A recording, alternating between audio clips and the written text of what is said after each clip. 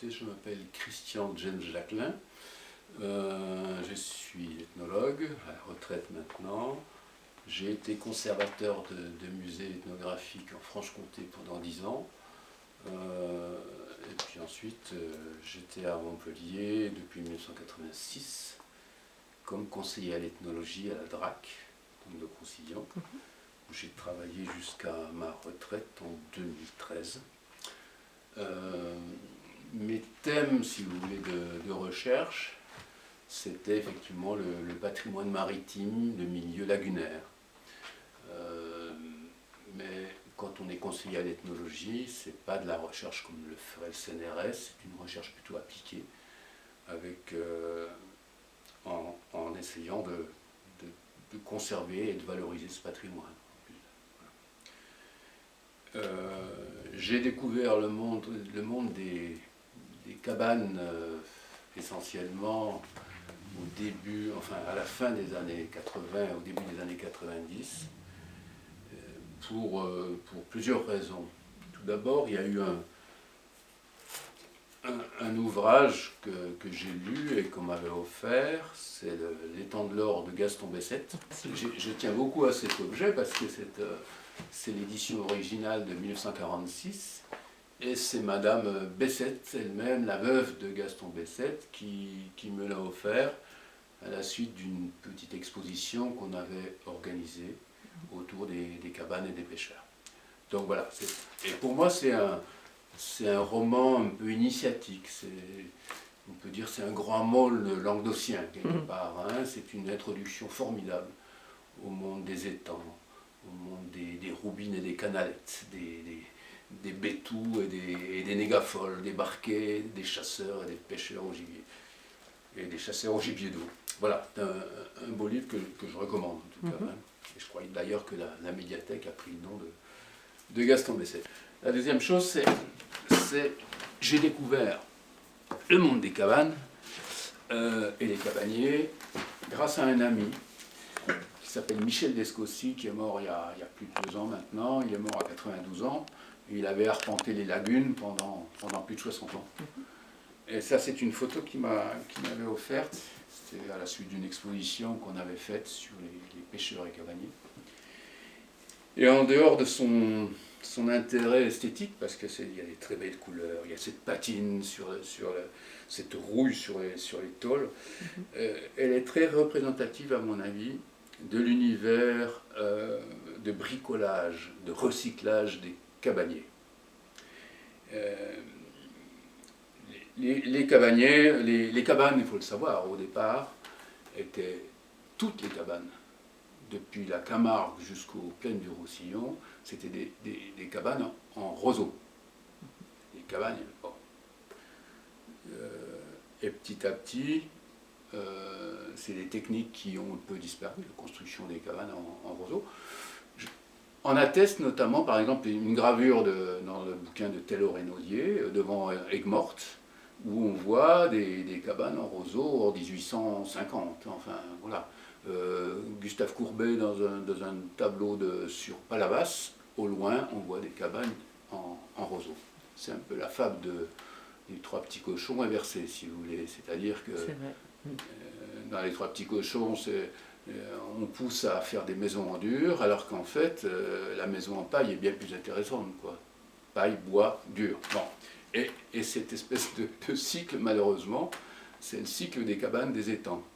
C'est-à-dire, au départ, elles étaient en matériaux naturels tirés sur place, et ensuite, ça a été en bois, et notamment en bois recouvert de tôle, recouvert de bidons déroulés, qui permettait d'assurer une certaine étanchéité par rapport à la pluie, au vent dominant, etc. Donc voilà, cette photo représente un stade, en tout cas, des cabanes qui me semble intéressant. Les cabanes en dur, en cairon ou en parpaing, c'est nettement moins intéressant. C'est pas la cabanisation qu'il fallait redouter, mais la décabanisation, c'est-à-dire la transformation des cabanes traditionnelles en espèces de villas complètement anonymes, des néo-provençales, et le risque, c'est que ces gisements cabaniers soient à terme des espèces de lotissements ou des quartiers des communes. Voilà. Parmi le combat qu'on a pu mener, c'était de protéger au titre des monuments historiques dans le Roussillon des barracas, des seignils, c'est-à-dire des cabanes en sagne, en roseau, en phragmite, qui sont construites par cette technique depuis le néolithique. On en a protégé monuments historiques sur des critères anthropologiques, des cabanes de pêcheurs. Et ça a été une grande victoire, parce que c'est le plus haut niveau de la légitimation patrimoniale, le classement monument historique. Bon, autre objet un peu fétiche auquel je tiens, pour évoquer le monde des cabanes, et ben c'est ça, c'est ce qu'on appelle un appelant. Ça s'appelle également mannequin, ils disent aussi mannequin ou cymbelle. Et celui-là, il représente, alors je ne suis pas un grand spécialiste des oiseaux, il représente, je pense, soit un courlis, soit un chevalier gambette, chevalier à cul blanc. Et l'appelant, bon, il y a tout un art de la fabrication des appelants. Je me souviens d'avoir enquêté notamment auprès du père d'Hervé Di Rosa, Marius Di Rosa à Sète, qui est un magnifique créateur d'appelants. Celui-là, il est très, il est très rustique, il est monoxyle, il est donc en bois léger, peut-être du balsa, que sais-je. C'était donc piqué sur une espèce de baguette, le nez au vent, toujours le bec au vent, avec d'autres appelants, et il servait à la chasse au gibier d'eau, le chasseur se postant dans son gabion et attendant la nuit en pioutant, c'est-à-dire en utilisant un appôt qu'on appelle la pioute, pour que les oiseaux viennent se poser à proximité. Voilà. Il faut savoir que les savoirs des chasseurs des étangs, c'est extraordinaire. Ils ont une connaissance des vents, des cycles de l'étang, de la faune, de la flore assez extraordinaire. Et j'ai connu beaucoup de chasseurs qui, sans fusil, passaient la nuit dans leur gabion uniquement pour être à côté, pour être auprès des oiseaux. Il y a toute une stratégie également de positionnement des mannequins sur les temps, sur les bords des temps. Il y a vraiment un savoir synégétique tout à fait important. Alors celui-là, je l'ai trouvé chez un vieux cabanier, Joseph, que j'ai suivi pendant des années, qui était mon voisin de cabane, parce qu'à l'époque, j'avais une cabane juste à côté de chez Joseph, aux cabanes de Lunel, sur la commune de Marcillargues. Et Joseph, ancien charpentier de marine, vivait dans sa cabane tout au long de l'année, sans eau, sans électricité. Il avait juste un groupe électrogène, et il disait qu'il avait une télé à mazout, c'est-à-dire qu'il lançait le groupe électrogène pour regarder ses séries l'après-midi. C'était absolument formidable. On a fait un film avec Luc Bazin sur lui, qui s'appelle À la revoyure, Joseph le Cabanier.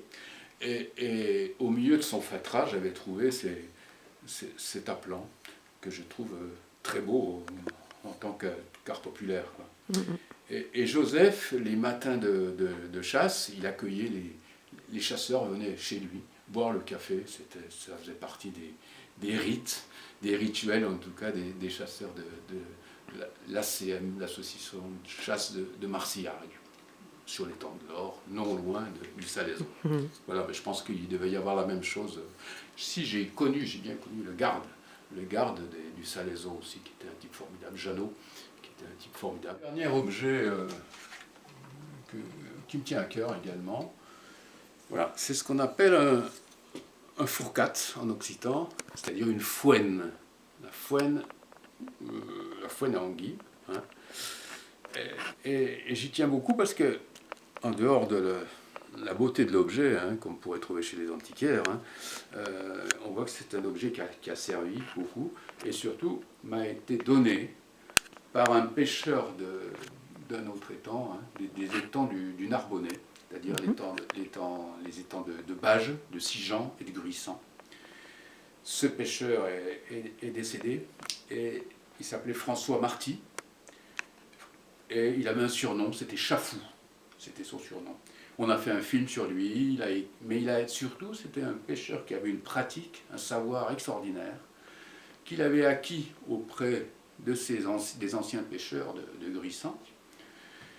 Donc il avait un savoir halieutique, mais aussi il avait vraiment une réflexion sur sa pratique.